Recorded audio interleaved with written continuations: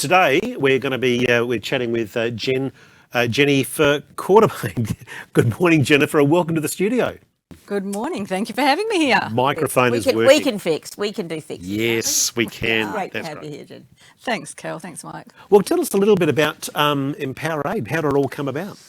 Wow. What does it do? I want to know what it does. Yes, so many questions. Well, we are a volunteer training organisation. It's a bit of a different call, but we actually run a training college in Mymensingh in Bangladesh. Yeah. And we run a training college in Dili in Timor-Leste. And now we're supporting a lady who we trained from Halls Creek to set up her own training in remote communities up north. Oh, wow. So it's a bit different. It is. During non-COVID times, normally how it works is we take teams of women from around Australia, we've also taken one from Spain as well actually, to developing areas to train women from the slums and the villages. And we train them as if they were paying top dollar for their education. So you mean they get great So quality. we deliver exactly the same quality as what we would be delivering to apprentices in Australia. Because that's your background. You had a That's the background, so you background. understand that. Yep. In this whole so what do you train them in?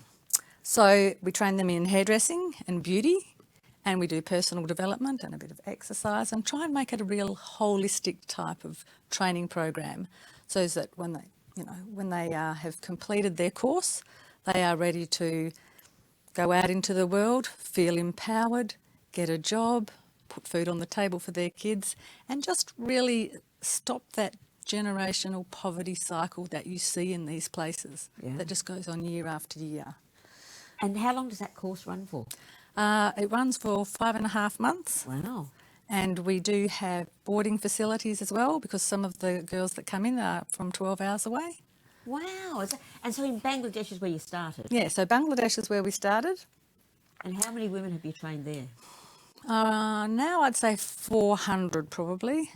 Yep, just over 400. And with that 400, we've actually done our own research. And I know there's a lot of generic stats around, but the research we've done in Bangladesh says for every woman that we train, it impacts 7 people in the immediate family. So that's 2,800 getting up to 3,000. So it's really the ripple effect of just that little small action of coming alongside and training a woman. And this is your background, Jennifer. You trained apprentices in the TAFE system through what's commonly known as an RTO, a registered training organisation. That's it. And I love how you explained that you're a volunteer, so you're still in training. So Absolutely. You've taken all of those years of training apprentices and now training volunteers. Yep, training volunteers to train women and empower women on the ground. Wow. Yeah, and that's a fantastic name, EmpowerAid. Yeah. That's this idea about the kind of aid we give is empowerment. It's it still costs money, must say. Yeah. But what you're providing is Yes. that sense of empowerment and skills for the long term. And I mean, obviously it's been tricky because of COVID. Yeah. How's that impacted you? Well, we've had to pivot like most other organisations, and we're actually delivering training online in these places. Wow. So you have been able to do that? This week I delivered 30 hours of Train the Trainer in Bangladesh. Wow, that's incredible. How do you even start something like this? Because it would be pretty overwhelming, right? Well, after I recovered from getting the letter, it was just so spot on. From 19 years previous to, and then looking at all of the things that I'd done with no idea where it was heading to, and to have that letter was just like, you couldn't walk away from it. No. Yeah. That's a great thought. You couldn't walk away, hey? So obviously as soon as I got the letter, we rang up the organisation and said, we're prepared to come and have a look. So within 5 months I was in Bangladesh, and we did, a week What did you see when you got there? I think that was probably the other real soul issue, other than that time where I sort of committed to God that I would definitely do something to deal with poverty. The other soul time was when I was in Bangladesh, and they drove us around all the different projects that were part of the organisation, and it was just poverty upon poverty, and it was generational and had been going on for years, and it didn't matter where we drove. Yeah. It was the same level of poverty. Yeah. And again, you know, I left and knowing I couldn't walk away from it, we spent a week with a group of women just in a bit of a trial thing to see how we communicated, and, you know, that all went well. So within 12 months, we actually did start in a small way. Yes. And I think that's the important part. We started with 12 women. Yes. For the first 3 years, we went back and worked with the same 12 Yeah, women. okay. And that's like 2007? That was in 2008, that was. Okay. We did not look outside, even though it was so tempting to just want to deal with all of this stuff that was going on. Yes. And to want to be part of the solution.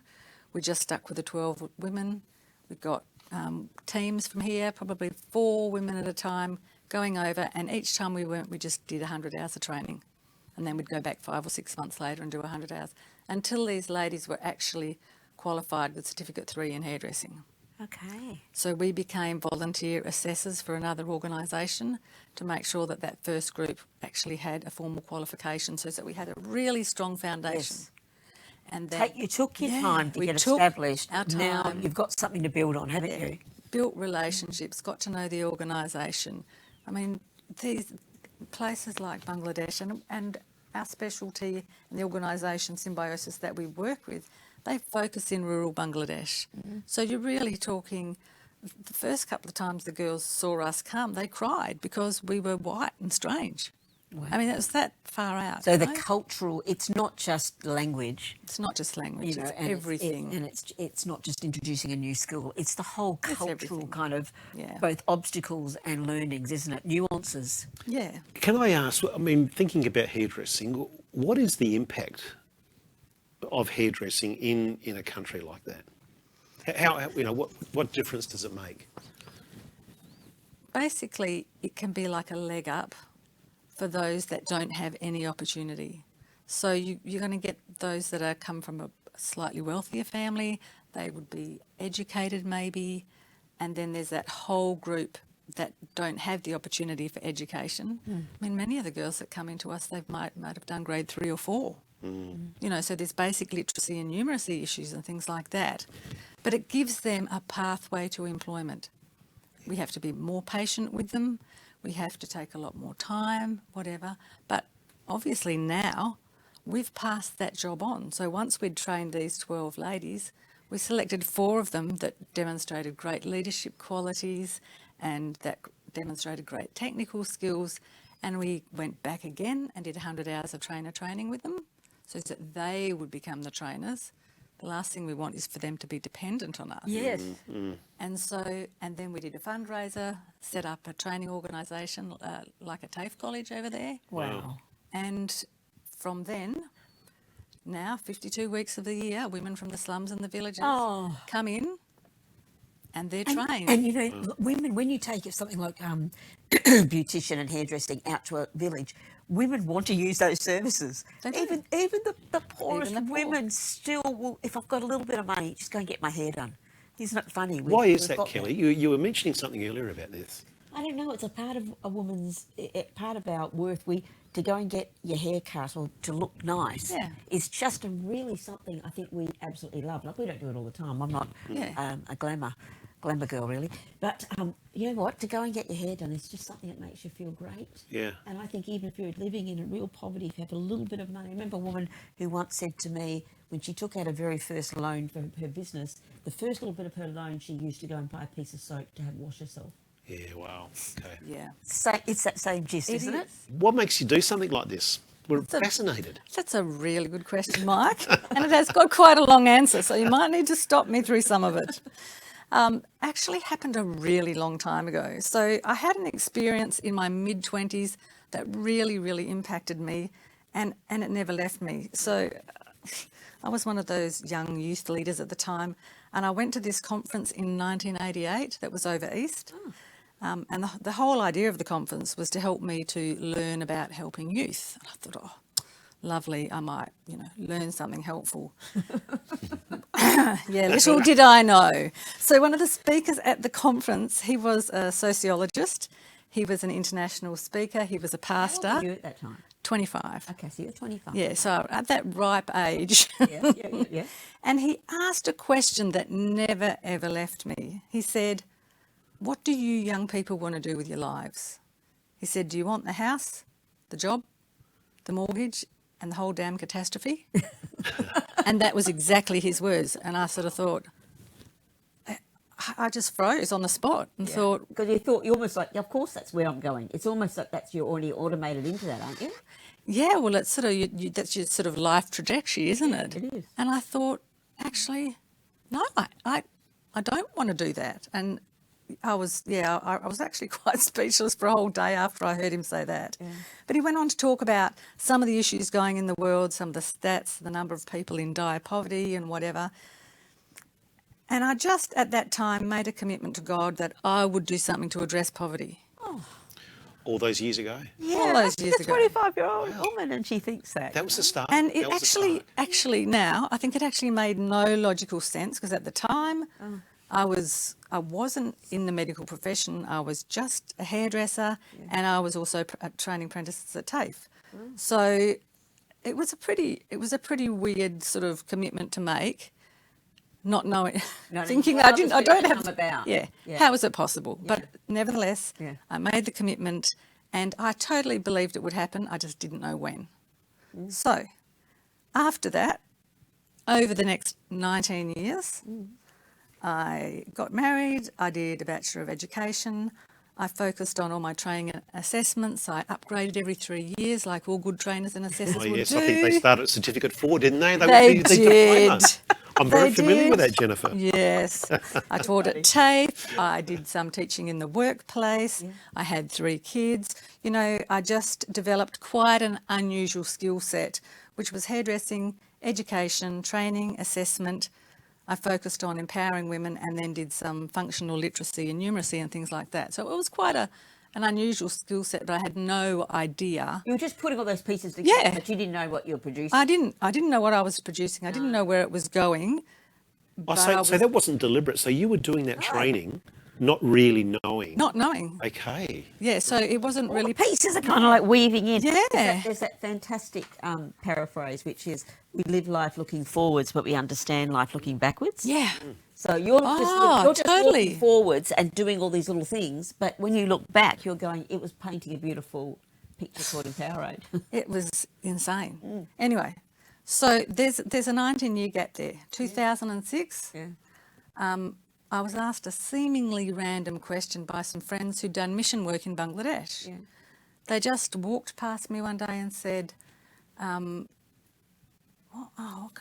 trying to remember exactly how they put it. Would you ever consider doing training in Bangladesh to train trainers? Or some way of putting it like that. And I just looked at them like, are you serious? And right then and there... You knew that was it? I knew that was it. I said... Did you join the dots there? That's what she said. I did. They all fell into place then. Yeah. And after I said, are you serious? I said, get it to me in writing, because I thought this has got to be too good to be true. I cannot believe this.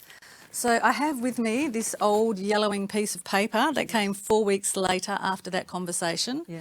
And I won't read it all to you, but it goes on about Bangladesh and how... This is 2006? This is 2006, and how that there's an overwhelming problem of people for the available resources, about women and how they have such a hard time of things when their men are unemployed or underemployed. It goes on and on and on and on. And then over the page it says... Given the background, Symbiosis, which is the organisation, has been looking for suitable staff to provide training for women. Ideally, they wanted a foreigner to come and provide training for trainers.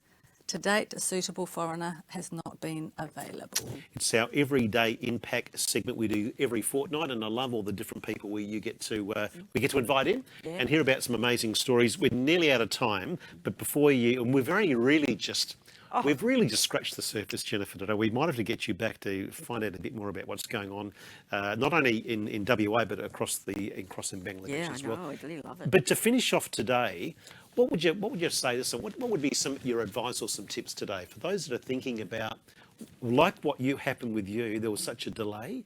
You heard it when you were 25. Fast forward 19 years. Years, yeah. Being patient in this world of we want everything now. What would you? Yeah. I don't know. I'd say if you believe that you are called to do something in particular and it doesn't go away, Yeah. hold on to it. Because if it doesn't happen straight away, engage your faith, hone your skills. Yeah. I felt like all the years of waiting did hone my skill set, and it probably bashed my attitude into shape a bit as well. Yeah, a bit of disappointment. You know what Yeah, happens just in life? yeah. You have your disappointments and you have your wins, and Yeah. you learn a lot over those 20 years. And nothing's ever done in isolation. You know, we're made for relationship, and, you know, 20 plus different hairdressers and beauticians and support people have come overseas and whatever with us in the last so many years. Yes, that's true, yeah. So, you They know, were all the relationships Yeah. you've built over those 20 years. so relationships within the context of EmpowerAid, but also building relationships with these other women Yes. who honestly believe when you first meet them that they're good for nothing. It's just, it is pretty frightening when you come across people like that. So to walk alongside people who feel that they're good for nothing, and you have an alternative message, you have an economic solution to assist with them, and you have some hope for the future. Yeah. Fantastic. That's worth waiting for, It is isn't it? worth waiting. It was worth the 19 years of waiting. Worth it, yeah. Well, the good thing is you are continuing even through the environment that we find ourselves in through online. So thank goodness for technology. Well, you said you did 30 hours of training this week. That's incredible actually. So it still continues, which is great. That doesn't have to stop. I would imagine you're looking forward to getting back to do some face-to-face catch-ups with a lot of people. Oh, I've had my vaccinations. I'm ready to go. Yeah, that's Do you miss them? fantastic. Oh, Miss being on the totally. ground. Yeah. I mean, you know, seeing them face to face every day is good, Yeah. but it's just not quite the same. No. So you can maintain relationship Yes. via the screen, but I think when we get there, there'll be big celebrations. That's so good. Well, Jennifer, thank you for coming in. As I said, we've only just scratched the surface. We may have to catch up another time. My guest in the studio today has been Jennifer Quartermaine from EmpowerAid and Kelly from the Fox Glove Check out Project. EmpowerAid and see what they do. Check out the online. website. Yeah. We'll probably put a link up on our do that. on our website. That's the easiest way. Head on to 98five.com.